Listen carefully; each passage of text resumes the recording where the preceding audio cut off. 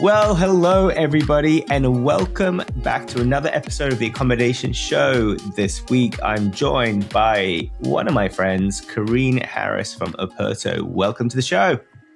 Hello, thanks, Bart. Calling in from Canada. What's the weather like?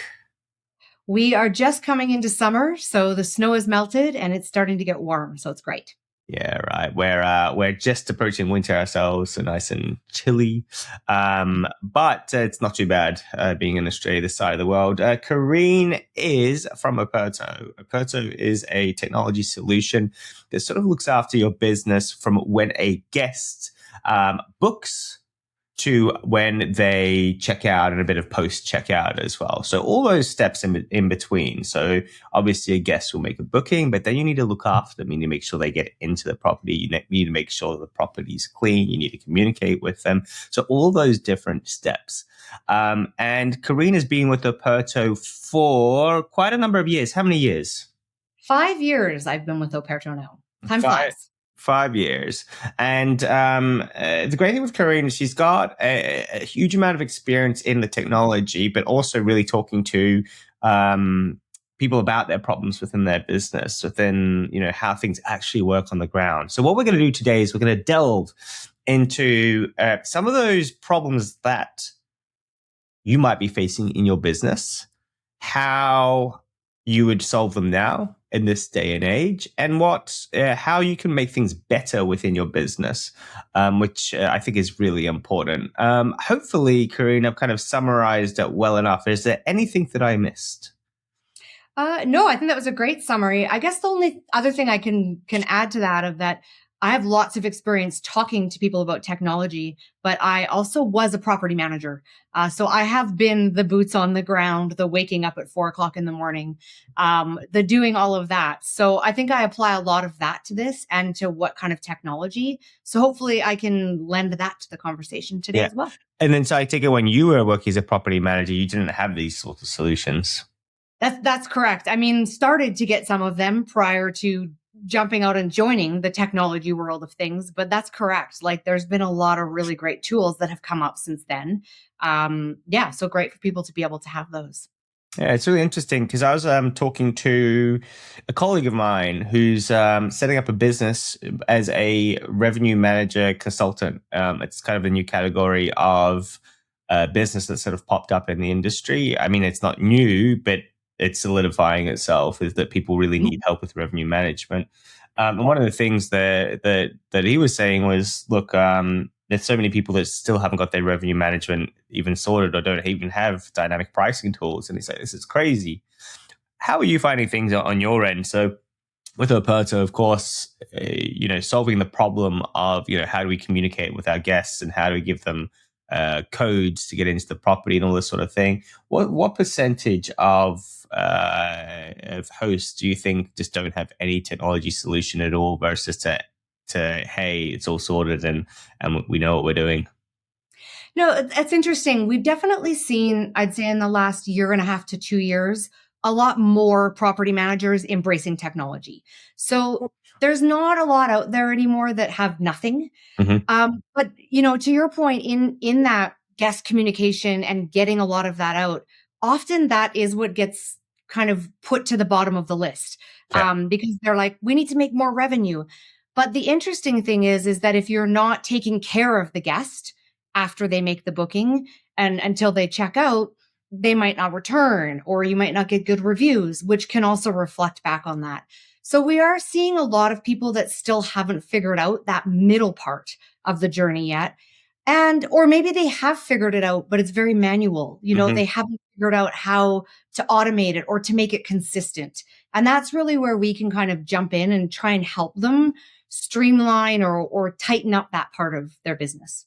Yeah, right. So let's break that down, sort of that guest experience. I think that'll be really great to sort of delve into it with you. So, of course, guest book, and then generally, let's sort of actually break it down as well to a bit of platform based as well, because the guest journey is different if they book on Airbnb versus VRBO versus Booking.com versus book direct and all the other OTAs, and then on the phone as well, right? So you've got all these different paths. When you think about this, do you differentiate those different channels? Yeah, I mean, realistically, you have to, because um, based on where they've booked, there's different rules around who owns that guest communication.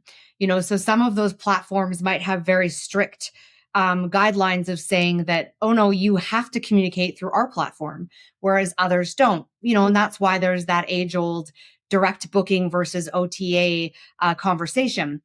So of course, the guest communication, it has to be different depending on where they're coming from.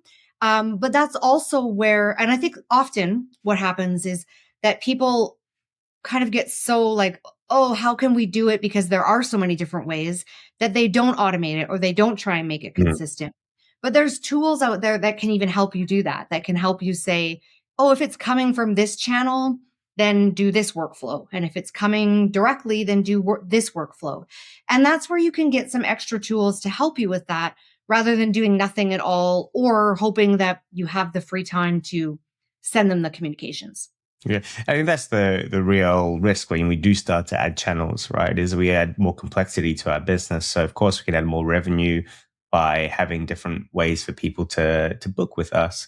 But then all of a sudden, hold on a second. And it's maybe something that's thought of after. It's like, oh my gosh, it doesn't work the same if someone books on booking.com or Airbnb, or if they book direct, then the workflow is completely different. Now let's go from the guest perspective. So we're trying to really look after the guests, right, and make sure that it's kind of a bit seamless along the way. And I think that before we started recording, you put it together correct. The best way you said we look after the guest between booking and, was it checkout or cleaning, or what was that? What was that window? Probably like just after they check out. So from the time they make the booking until just after they've checked out. It might even be that, thank you for staying, book with us again. So that's kind of that world of where we live in. Yeah. And can you kind of break down what that looks like in a practical sense from a guest perspective? Yeah, and I mean, of course, every operator is going to want that to look slightly different. But one of the things that we can really help people with is that when someone makes a booking, they're excited about their vacation, and they're still in that, like, even if it's 6 months away or 2 weeks away, that's when they're really like, okay, we're going here, we're going there. And so one of the things we can help with is connecting with them right away. So, send out that information of, this is the house you're staying in, and here is what's close to that particular house. So sending them out some of that information, and it might even be, hey, think about booking these things and getting that whole thing happening. And then maybe they might kind of cool off for a bit. Maybe they're coming in 6 months. So then you can start to get it of saying, okay, well, let's maybe have another touch point in 4 months, and that sort of thing.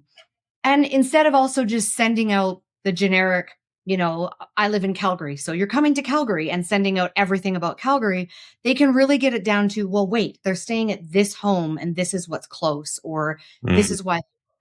So helping really make it feel a little bit special, but also, even though you're not personalizing it for that exact person, make it feel that way, but automate it so that your staff isn't having to take the time out to do it.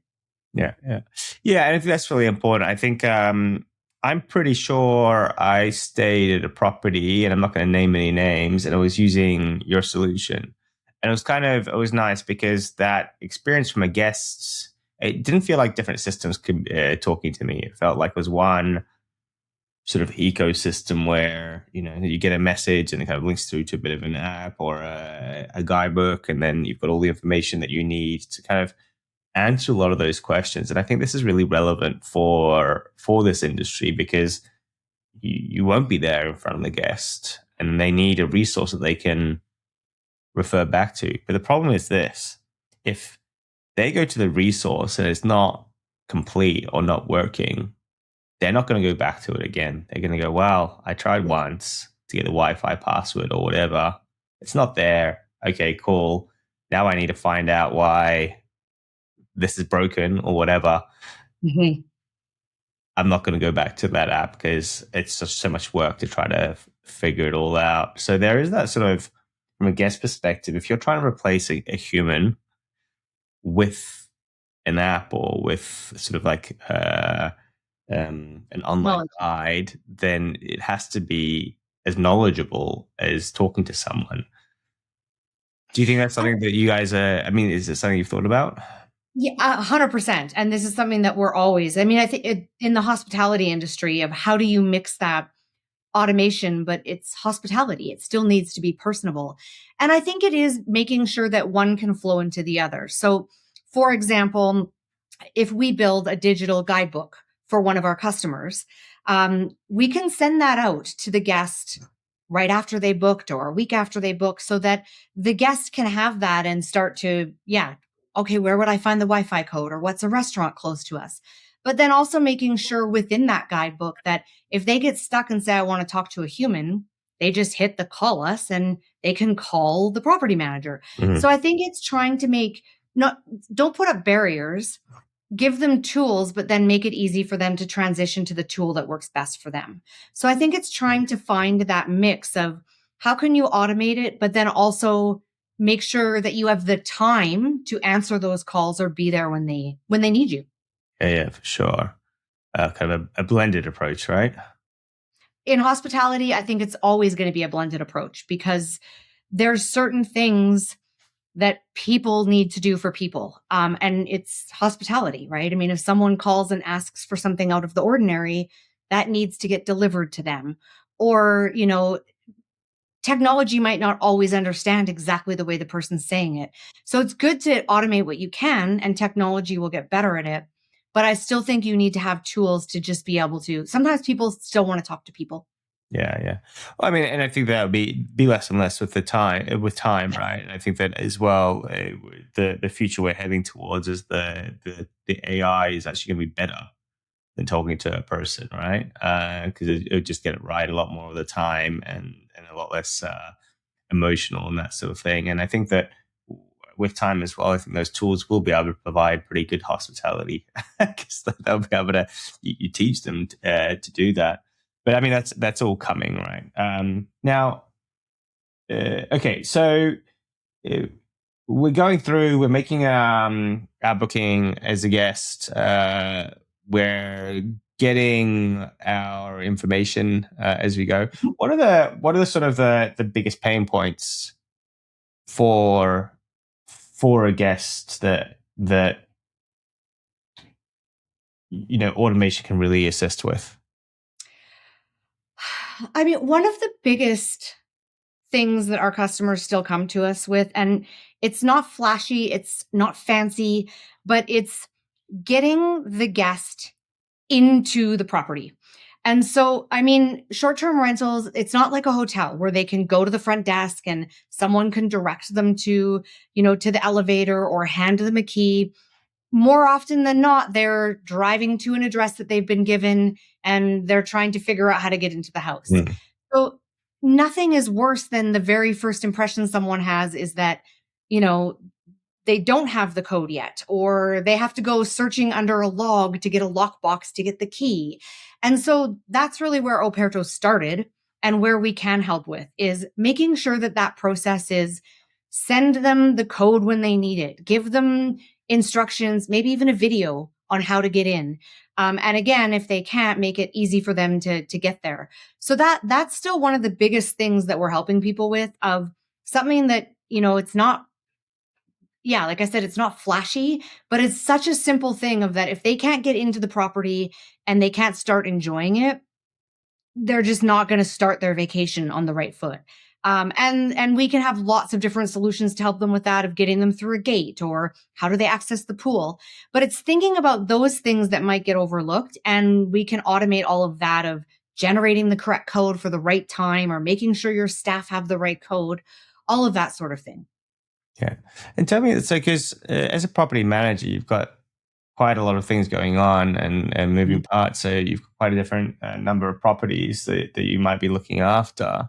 And you talked about that with, guest guides and that sort of thing, that generally they can be quite generic and you kind of need your own guest guide for each property. Yeah. Tell me more. Absolutely. I mean, every property probably has a different dishwasher or a different, even things like that of how do I turn this coffee maker on in the morning? All Yeah. of those things you want to put in your guest hands. Yeah. And so the other thing that kind of strikes me as well as we're talking, I'm like, well, hold on a second. Doesn't, like, if I get a property management system, isn't that kind of taking care of all this stuff anyway? Well, that depends on the property management system. So a lot of them, sure, they will have guidebooks or they will be able to do codes. But often what happens is people run into well, it does it, but we want to do more. Or, I can't upload a video of how to turn on the coffee maker that Mm-hmm. the guests can just sit there and watch without having to go search YouTube themselves. And that's where we kind of, we've kind of gone the next step. So instead of us just trying to say, let's offer everything that needs to be done, we really sort of look to say, no, what have we heard from our customers of that? We want to get really deep into how can I have the best integrated system for my elevator and my pool area and my door code to all have the same code? Or how can I give the best guest guidebook that has videos and I can update it, and things like that. And so that's where we've just tried to say there's lots of great PMSs out there that can do a lot of things, but what do people want more of? And then we just went a little deeper in those areas to Yeah. make it more customized so people can get further into it. And you guys also integrate with a whole bunch of different PMSs, right? Yeah, I mean, that's really where we start from is that we integrate with, it's over 70 different PMSs now. So we integrate with the PMS and then enhance what the PMS does. So Mm-hmm. we take the reservation information and then generate those guest codes or send out the guidebook for that particular house Yeah. or schedule the pre-arrival inspection or the cleaning that needs to happen around that reservation. So again, we enhance what the PMSs are already doing.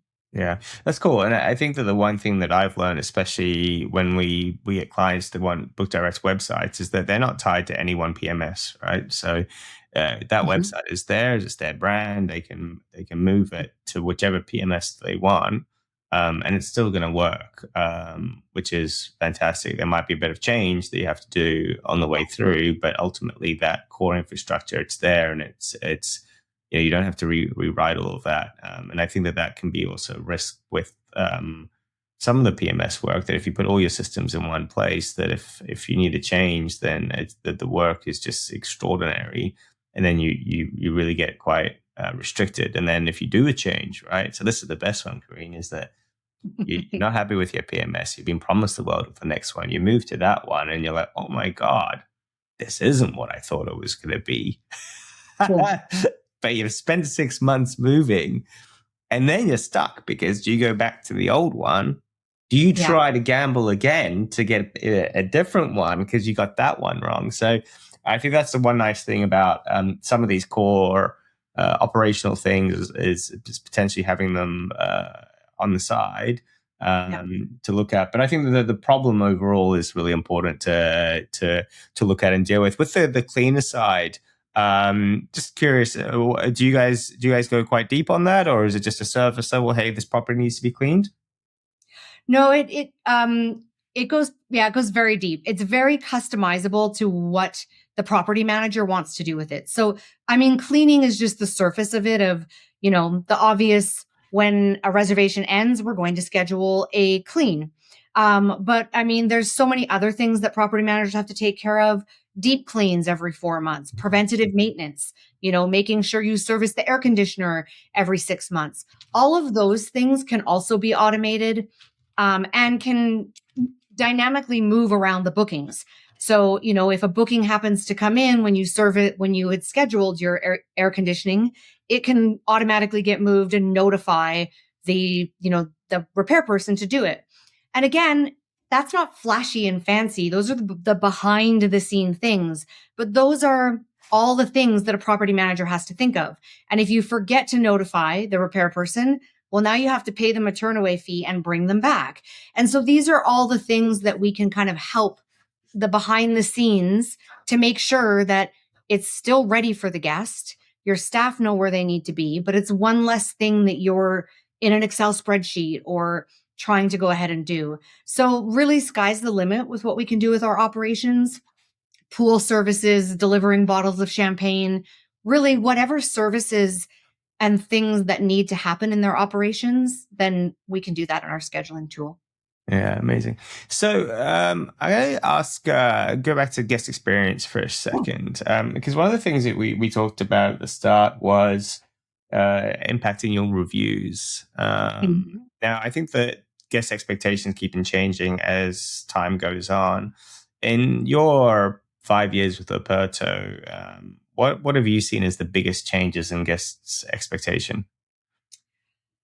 Oh, more expectations. Yeah. So, I mean, definitely we've seen that there used to be different expectations between if people were like, oh, I'm staying at a vacation rental versus I'm staying at a hotel. When you stay at a hotel, you expect, the perfectly pressed sheets and like no one's ever been in that hotel room before and you're the first person. Mm-hmm. Where it used to be when people with a vacation rental, like, oh, I'm going to stay in someone else's home. That's not the case anymore. Now people expect when they walk into that home, it's going to be just as good as the hotel but you have other things to worry about, like all of the kitchen stuff and all of that. Mm-hmm. And so I think guest expectation has become even higher. They expect it to be even better, even more perfect, but they also expect things to be fast. So they expect that if I reach out and ask you for a restaurant reservation, that they're going to know the best place to go. And, they're going to have those concierge services. So, I mean, with AI and with technology, everybody wants everything faster, quicker. And I'd probably say those are the biggest changes we've seen with people.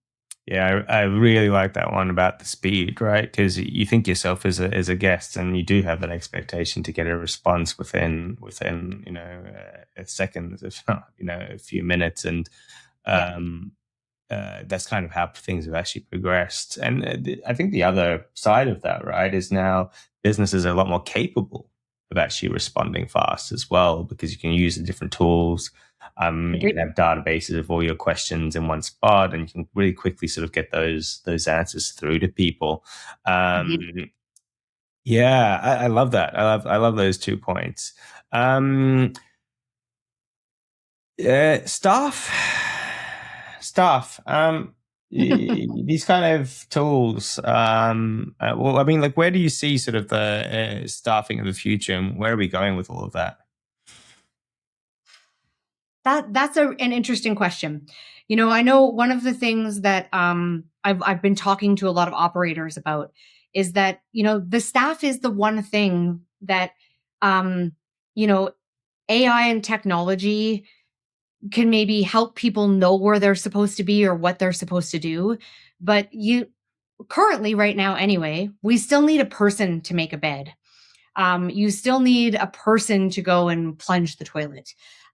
So, that's an interesting thing of that. I think it's getting harder to find people that want to do that type of work, but it still needs to get done. And so people need to figure out how to make it easier for them to do it, so they're willing to do it, but also how to get more done with the people that you have that are willing to do it. I guess that would be my take on staffing, at least in this industry. Yeah. No, I agree.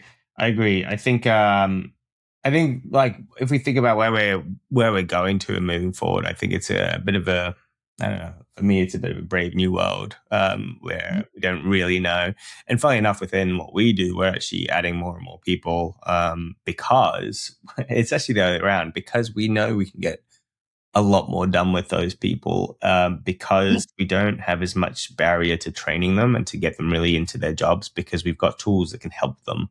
The biggest issue that we've had in the past is actually training these people and getting them up to speed, because constantly it was having to come to me or a more experienced team member and saying, hey, how do I do all of this? And it's like, well, you don't have to do that anymore. You can just jump onto an AI tool, and it's probably going to get the answer for you. So then you can get people to start to execute things and say, I want you to work on X project. And they go, well, what do I do? I'm like, I don't know. Go and ask the AI, and then they can start to work on things which we weren't able to do in the past. So we've gone in that direction.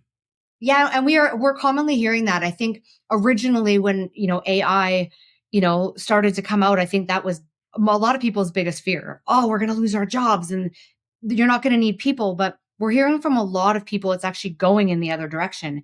It's just that now humans can be working on different things and not having to do a lot of the repetitive things or doing them quicker. To your point, you can get someone up to speed that much quicker. But that relates back to what I was saying to the guest, that everyone is expecting to get it quicker. Sure. And so we all have to be constantly looking at our technology to say, how can we do that? How can we get everything done faster? How can we answer things faster? Because everyone is expecting everything to be faster. Yeah. What advice would you give someone that's feeling overwhelmed by all this technology? It's a good question. So, I mean, I think the advice I would give people is, first of all, don't be afraid to get started. So, we all need technology. So, the second part of that though would be, don't try and do everything at once. So often we talk to people that they're like, okay, I'm coming into my winter season and now I have time to make changes, and they'll try and change everything. To your point, they're going to say, oh, there's this amazing new PMS. I'm going to change my PMS. I'm going to change this. The problem with that is that you don't know what's not working and you're going to overwhelm yourself. And so I always say to everyone, like, really assess your tools of what is the most important thing for me to tackle now, and then really assess and do your homework that is the right tool instead of just trying to jump into everything quick. That would probably be my advice to people. Yeah, I think so. I think that's key. I think that the hard thing is there's just so many tools that are popping up all the time, and I think that's also hard to know. Everyone that kind of recommends tools, it's always coming from a place of bias, which is inevitable. So therefore, to actually say, hey, is this one actually going to work for me? I saw when we talk about the guest guide, right? I think we talked about it at the start. Or I don't know if we talked about it, but you can create a guest guide. No, we didn't talk about it on the episode, but you can create a guest guide in an app called Lovable. Okay. Yep. And you basically it's uses natural language to help you program a site. So great. So you can set up your guest guide. It's going to do a bunch of stuff, and in theory, you can spin that up in 10 minutes, right? Yeah. But it's never really 10 minutes because you got to log in, you got to figure it out. You're going to make some mistakes along the way. It's not going to be perfect. You're going to be adjusting things. So then all of a sudden it becomes an hour or 2 hours. Then you put it out in front of your guests and it goes wrong. And then you spend another hour or 2 hours on it. And all of a sudden it's become this much bigger project. And maybe you shouldn't have used Lovable. You should have used Replit. And people probably now Googling Replit. What's Replit? And then they go, all right, no, Claude Code. All right, let's go into Claude Code and that sort of thing. And then they listen to an episode like this. And, Operto. Okay, Operto sounds great. No, let's go and build a new website with iBooks Online. So that's I think one of the biggest issues is that people are having at the moment. And I love your comment on this. Is that there was this article that came out. It might have been on Skift or another news organization, and they were talking about AI and the future of technology, and that it's worthwhile in a way holding back a bit, letting the market mature a bit into these technologies, and then taking what's working rather than jumping onto these new tools and going, all right, cool. We're gonna start to implement this thing, because the cost of implementing these new tools is very, very high with a lot of risk. And you don't think about the risk. The cost is, sometimes you don't know what the cost is going to be, because will it work? How much? Yeah. Unknown. How's it going to work with my business and that sort of thing. So I think that's kind of the new world. And that'll be my advice for people looking at technology at the moment, is sort of just, especially with AI, just hold back a little bit. Of course, you want to be active in it and adding tools, but add the tools that kind of mean, people really starting to use and really have been tried and tested. Yeah. rather than, hey, I just saw something on YouTube, or what was it? OpenClaw, another one that everyone's been talking about that's going to replace all your stuff, and then you talk to people and they're like, oh my god, I've spent hours on this thing and I just can't get it to work. So be careful with it. What should people be doing in their short-term rental businesses for the next 12 to 24 months if we're thinking about technology? Corrine, this is your final question of the day. That's a big one. What should people be doing in their short-term rental? You should have warned me about this one. Honestly, it probably goes back to what you were just saying, of that instead of getting caught up in all of the noise of, oh, I heard this person doing this and this person doing that, I would probably say, like, really try and take a look at the bigger picture of what are your guest reviews saying? What are your staff saying? And try and, really establish like what is going to move the needle or make the biggest difference, and pick those one or two things. Like, I think in nowadays, everybody can try and do everything. To your point, like every week there's a new tool. Oh, I'm going to jump over here and do that, or I'm going to jump over here and do that. And so I would say try and be more strategic in it. And really pay attention to what's happening in your operations instead of what everyone else is doing, and then make plans to do that. Yeah. That'd be my suggestion. Yeah. No, I love it. I love it. Look, folks, one of my biggest things about the podcasting accommodation show is meeting people that are really great in the industry. And Corrine is someone that I've known for quite a number of years now. I don't know if the first VRMA I went with, whether we spoke or not, possibly. First one I went to was in Vegas, which was not this Vegas, the one before. Were you at that one? I think it might have been the year before in Banff, actually. No, Banff was after. Okay. Then is that where we met, in Banff? I think it might have been, but now it's been a while. Yeah. Definitely been a while. So, the good thing with this industry is because we are relatively small, it's one of those ones where you can go up and have a conversation with people and really sort of be quite candid about it and really sort of talk about what we're doing, our businesses and that sort of thing. So if there's any operators out there that are looking at their business, their operations, how to do things and need experience, then Corrine has it and is willing to share. So that's the great thing about you and about Operto as well. Great product that I do think people should definitely take a look at and see whether it suits their business. Corrine, any final tips or thoughts before we wrap up? Yeah, just reiterate what you said of that. It's an industry where everyone's willing to share, and we're always happy to have conversations with people, even if it's not about, if we're not the right fit. We always just want to learn from other people of what's working, what's not working. What are you looking for? So do that with each other, and reach out to us as well. Beautiful. All right. Well, folks, if you are tuned in to the podcast on YouTube, give us a like and a subscribe. It's critical because it does make sure that we can keep on doing these episodes and having fun with people like Corrine and getting them on the podcast. If you are listening to the episode on iTunes or Spotify, leave us a review. Really important as well, because it does indicate to everybody, it says, hey, this is worthwhile giving it a listen to, because there's some great people and some great ideas. If you want to stay updated in the accommodation industry, in the short-term industry, that is why you should be here and listening. Corrine, thank you very much. All the links will be in the show notes for people to reach out to you. LinkedIn, is that the best path? LinkedIn, or you can always email me as well, Corrine@operto.com. Happy to communicate that way. There you go. Now, folks, now you can email anyone in their company by using their first name and at Operto. I'm not telling you to do it. I'm just showing you how you could get in touch with them. I'm an OG, so that doesn't work for most people. All right, cool. Awesome. I wish you a really good day, Corrine. Take care. Thanks. See ya.